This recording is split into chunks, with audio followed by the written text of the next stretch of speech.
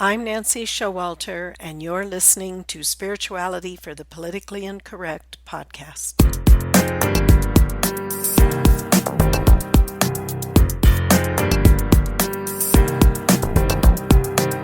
Welcome, all radical paradigm shifters and creative change makers.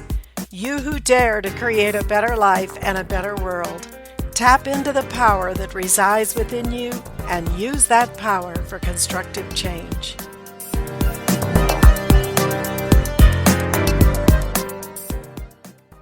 Hello, everybody, and welcome to today's episode. I have a very special guest with me today, Linda Czaplinski, and we are going to talk about the violet flame and how you can use the violet flame during this coronavirus. Now, Linda did start her spiritual journey at an early age, kind of like I did, and as a professional, she was in the financial services industry. But she started early doing her spiritual search and found the Ascended Master teachings. She's an ordained minister, and she has formed the alchemicalshift.com website, which is pretty exciting, and we're going to talk about that too. So, Linda, I want to welcome you today. So happy to have you here. Thank you, Nancy. Thank you so much for inviting me. I was really excited to get your invitation. Very happy to have you here. So, Linda, tell us a little bit briefly about your background and how you got into this spiritual path and what you're doing with it now. Well, okay. So as you mentioned, I started at a very early age, 12 to be exact. And it was interesting. It was when the Good News was released back in the early 70s. And my dad happened to pick up a copy of it. That was the, I'll call it the layman's version of the New Testament. It was more easily readable and understood. Right. Mm-hmm. And I'm not sure why, but I went straight to the book of Revelation. And it really resonated with me. I've been raised Catholic, went to Catholic school, have a very firm religious foundation, but I just found that it didn't take me as far as I needed to go spiritually. So armed with that was really the impetus that launched my search in earnest. So I went to different churches throughout my youth and early adulthood. And then when I was in my early 30s, I became acquainted with someone who was already in the Ascended Master teachings, shared them with me, and it was like I had found home. So I've been studying and trying to teach ever since. That's great. And our stories are a bit similar. I was pretty young too. I always joke I was born with a mission because I always felt like there was something I was supposed to do all along. But we really do want to focus today on the violet flame, and I know that you are focusing on the violet flame a lot, and I have too in previous episodes. So that's why I wanted to talk about it, because there are great applications for what we're going through right now, what everybody's going through at the moment. Absolutely. So the alchemicalshift.com does talk about that magnificent alchemy, which includes the violet flame. So tell us a little bit about the violet flame, as you talk about it and you share about it on your website and how you're applying it. Happy to do that. So for people that do go to the website, Nancy, I'll just mention that there is a specific link. There is a page that goes into the violet flame in a little bit more granularity. But just to quickly recap here, I like to refer to it as God's cosmic eraser. We're taught that the violet flame can literally go in and erase, as if it never existed, anything that is not wholly aligned with the light of God. And it can go back to the very beginning of the soul's memory. And it can actually go into things that may not be in the fore of our conscious mind. So when I apply it in other venues outside of COVID, which we're talking about, I invite people to allow themselves just to flow with the violet flame and take it and go wherever it leads them, because they may be transmuting things that they hadn't even thought were there. So we can do this on a personal level, on a family level, on a planetary level. It's within our authority as children of light to go forth with the spiritual tools given with us and clean up the planet, if you will, and make it a better place for all of us. Right. And the violet flame, as you're saying, has so many applications, from the personal all the way to the planetary. In an intergalactic, for that matter, you could put that violet flame out in the whole universe. It is God's cosmic eraser. I love to call it that too. That's really cool. And I think on a personal level, we can talk a little bit about how we know this is not our first time around on this planet. And Right. so we know that we do have unresolved energies, not just from our early life here, but from past lives. And Hmm. so we don't always, as you say, we're not conscious always of those patterns. But that's what's so cool about the violet flame. Talk a little bit about that, how it can actually go into those memories.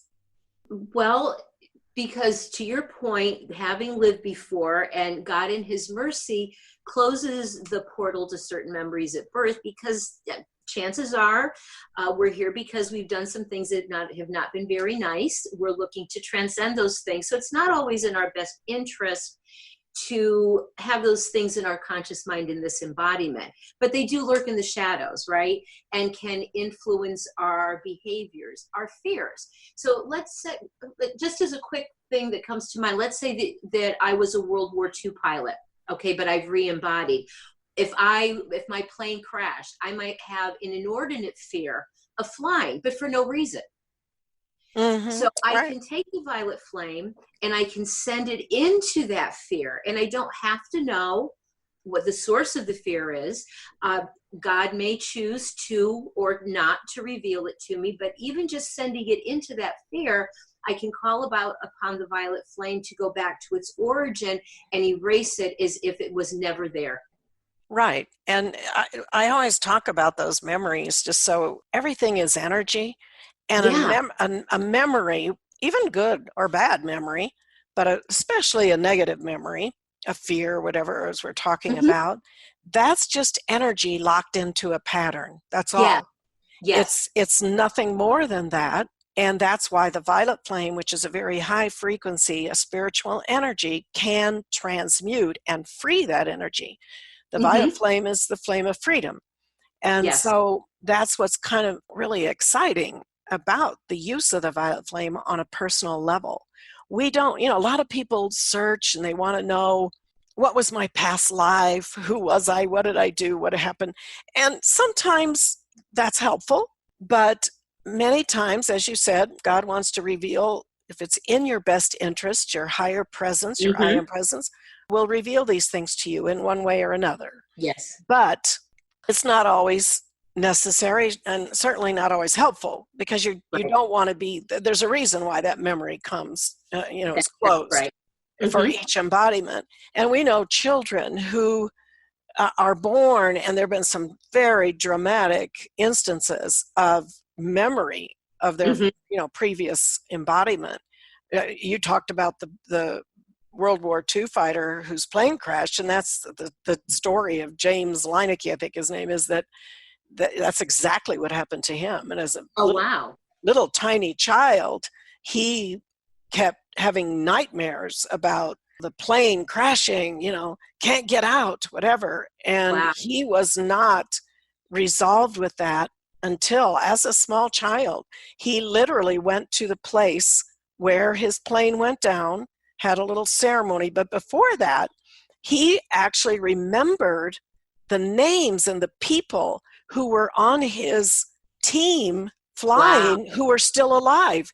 And he visited them and Wow. called them by name, recognized them as old men. Very phenomenal story. But eventually, as he got older, of course, he resolved it. The nightmare stopped, Hmm. and he understood. His name was James in that previous life, too. Wow. But as he got a little older, became 10, 12, teenager, it fades, because it's really important that we focus on what's happening now, Yes. not Yes. living in the past. You can see how some of these memories can torment us. And Absolutely. that's a good example of it. But there are many times, and these children, usually those memories fade, at least so dramatically. You might remember intellectually, yes, but you're not living that Right. energy. You're not locked into that emotional response. Exactly. And so it's pretty exciting of what the violet flame can actually do on a personal level. Now, you can use the violet flame also for your family, for other people. It's not a matter of, even if they don't believe in it, it's not a matter of interfering with anyone's free will. It's merely a matter of transmuting energy that is less, as you say, less than God's vibration. So, kind of exciting stuff. Talk a little bit more about how now we can apply this to the coronavirus. Okay, well, as you talk, everything is energy, right? And energy is neither created nor destroyed. It merely changes form, right? So with violet flame, you transmute it from something that is considered negative in nature to something that's positive in nature. So where the violet flame is concerned, what I began doing with it is sending it to locate the origin, right back to the origin, but in that process to go out to, and I envision them is electronic pathways. It's a little hard to describe, but not like fingers of light, or just fingers of energy, let's say, because they're not light. But we know that COVID-19 had to begin someplace. So by taking the violet flame and sending it out into the universe to find every place that it is touched, that it has affected, whether emotionally or by causing sickness or having a person be a carrier, find that source and erase it back to the very origin of that virus, so that every bit of energy, every atom, every cell associated with that virus is just erased. And honestly, Nancy, I keep expecting, I hold the vision to wake up some morning in the very near future and watching the news and just saying and hearing our leaders say, no more corona, no more coronavirus. And it can happen just that quickly. Yes. I mean, partially from the spiritual perspective, as we're talking about. And also, we know physically there's that season for flu season where those things tend to flourish in the physical, and then they die off when the season changes. Now, with the violet flame, with enough awakening and enough understanding into the collective consciousness, I really believe we can do away with a lot of these seasonal illnesses. We don't need to experience everything that we experience. I agree. At a physical level, but that's another topic.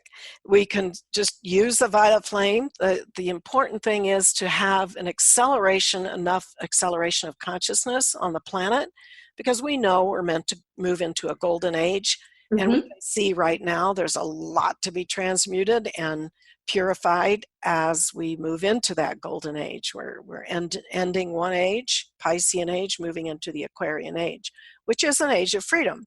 Again, the violet flame. So pretty exciting. So Linda, is there anything you'd like to leave our listeners with? Any final thoughts? Well, yeah, a couple of points. So just touching on the whole effect of COVID. So the other place I like to apply the violet flame is to remember that we're all connected also by energy, right?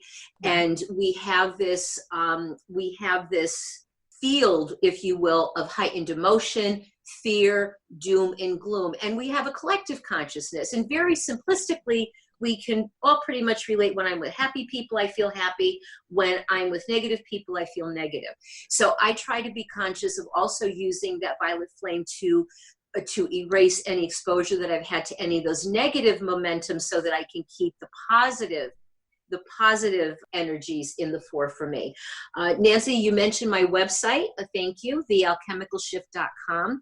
And I invite people to please come out and peruse the website. You know, there are programs in development in other areas, but I have dedicated in the blog section 3 to the COVID series. The first one is just a short article with some calls, prayers, if you will, that people can offer. I follow that with a whole meditation to the violet flame. specifically for the transmutation around all things related to COVID-19.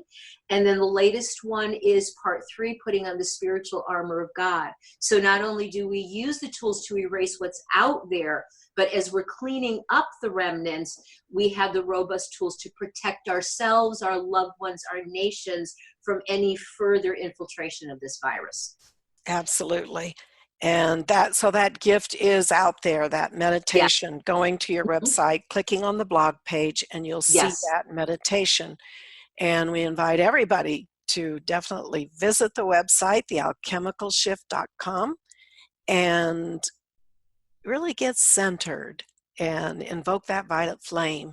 Remember, the science of the spoken word is the power. So when you actually invoke it while you're meditating, visualizing, visualization is really key to our transmutation and our focus. So very, very important. And just always remember, Archangel Michael, you can call for him before you, behind, above, beneath, left, right, and circle you, your mighty I am presence in that tube of light, that ovoid of light, that circle of light around you. You can be protected. And remember, the power in you is greater than any power outside of you. Thank you so much, Linda. It's been a great pleasure having you, and great work that you're doing. Very, very lovely website. Please, everybody, visit thealchemicalshift.com. And I will see you next week. Until then, keep an open mind, a generous heart, and a powerful spirit.